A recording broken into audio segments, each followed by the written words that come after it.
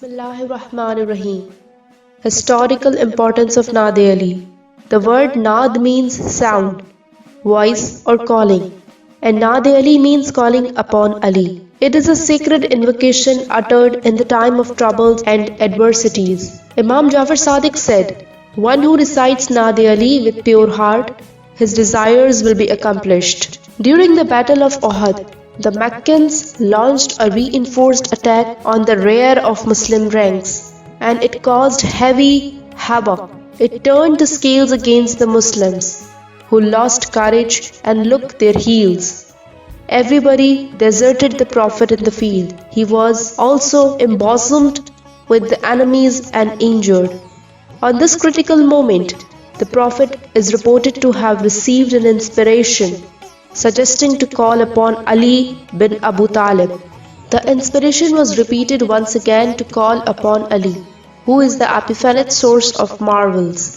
You shall find him a help for you in adversities. All anxiety and grief shall disappear through his authority. Say, O Ali, O Ali, O Ali. Nad-e-aliyun mazharul ajaib, tajduhu awnan laka fin nawaib. Kullu हम्मिन व गम्मिन सयंजी Ali B विलायतिका या अली या Ali. Thus the Prophet called upon Ali thrice with a loud voice. Ali appeared in twinkle of eyes and hurled himself into the fray. He shielded the Prophet and dashed the raiders. He fought with such a tenacity of courage that he singly weighed for more than the extraordinary outnumbered party of the Meccans. John Kingsley Burge writes in the Baktashi order of dervishes that on the occasion of Uhud, it is said, Muhammad became sorely wounded.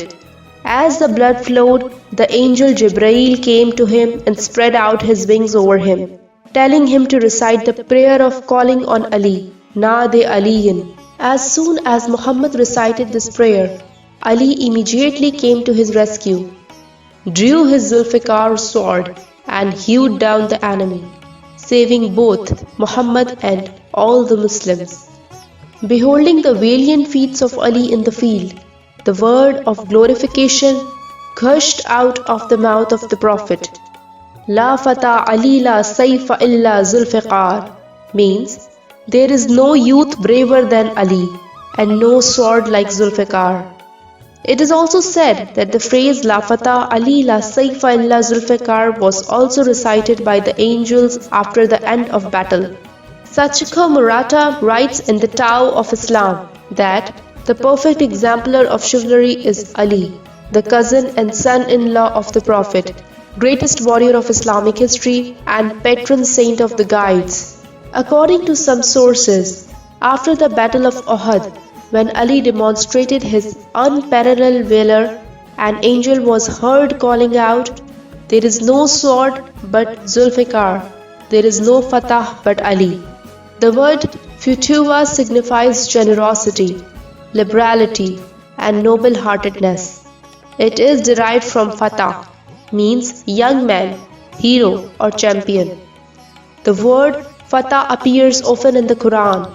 They said, "We heard a noble youth, Fatah, called Abraham, speak of them." Surah number 21, Ayah 60.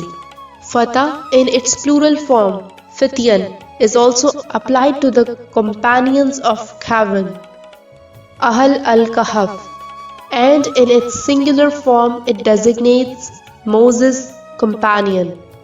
The event making the Nad-e-ali a cornerstone of the invocations was the Battle of Khyber in 629 AD. The Muslims reduced 5 strongholds of the Jews, with the exception of an impregnable Al-Khamas under the command of Marhab. The Muslim champions failed to conquer it. The Prophet challenged that he would conquer it in 40 days. No sign of victory was seen after 39 days. The Prophet declared, "Tomorrow I will hand over the standard of Islamic army to such a person who is an impetuous warrior and not an absconder. He befriends God and His apostle and is also befriended by them, God is sure to grant victory on his hands. Every one of the Prophet's companions was anxious to be signalized on the morrow as the beloved of God and his apostle. On next morning, the Prophet found silence in the Muslim camps. He broke up silence and asked, "Where is Ali?" He was informed that he had suffered with sore eyes and gone to cure his eyes. The Prophet became worried, and on this critical moment he was inspired to call upon Ali, who is the epiphanic source of marvels. Who shall find him a help for you in adversities? All anxiety and grief shall disappear through his authority. Say, O Ali, O Ali, O Ali. Nad-e-ali mazhar al-ajaib tajduhu aw nallaka fin nawaib. Kullu hammin wa ghammin sayinji Ali bi wilayatika ya Ali, ya Ali, ya Ali. Sayyid Safdar Hussain writes in the early history of Islam that some traditions say that Ali was absent from the camp on this occasion, being at the time in Medina. The Prophet, however, seeing Nad-e-ali, who appeared on the scene with his eyes badly sore, the installation of the divine message was tinkling in the heart of the Prophet. He exclaimed, "Ya Ali adrikni, Ya Ali aghisni, O Ali, catch hold me, O Ali, come to help at once." Ali made his presence in twinkle of eyes, saying, "Labbaik ya Rasulallah, O Prophet of God, I am present." The Prophet, taking Ali's head into his lap, applied the saliva of his mouth to his eyes and then gave him the charge. Ali preceded the front and put marhab to sword and subdued the fort. The word adrikani is derived from adrak judriku, means to reach or avail, referring to reach to help. Its other derivative from adraku occurs 13 times. Adrakum once and yudrika thrice in the Quran.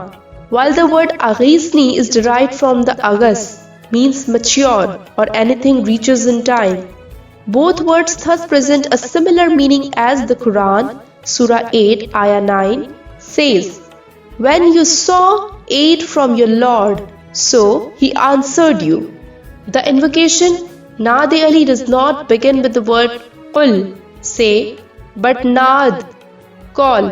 It is that when the Prophet was to address the people, the word qul occurred in the Quran, but when his address reserved for an individual, the word nad was employed. And to God belong the beautiful names, Asmaul Hasna. So call on him by them. In Kawakib-e-Durri, there is a blessed saying of Ali bin Abu Talib that, "I am the beautiful names, Asmaul Hasna, by which God has commanded people to call on him." According to the report of Abdul Hamra, it is mentioned in Hayatul Awliya that the Prophet said, "When I was carried by night to the heaven, I saw written on the leg of the throne,